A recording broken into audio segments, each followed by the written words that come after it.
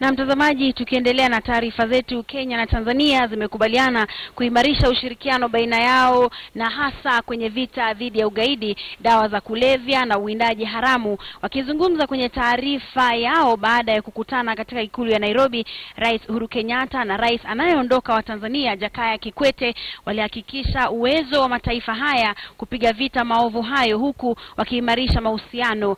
Kwenye ziara yake katika ikulu ya Nairobi, Rais Kikwete amepokewa kwa heshima za kijeshi kwa mizinga 21, gwaride la heshima na hata kuimbiwa wimbo wa taifa wa Tanzania kabla ya mazungumzo na Rais Kenyatta. Rais Kikwete yumo nchini kwa ziara ya siku 3 iliyoanza jana kwa kuanzia mradi wa ujenzi wa barabara ya Mwatate Arusha.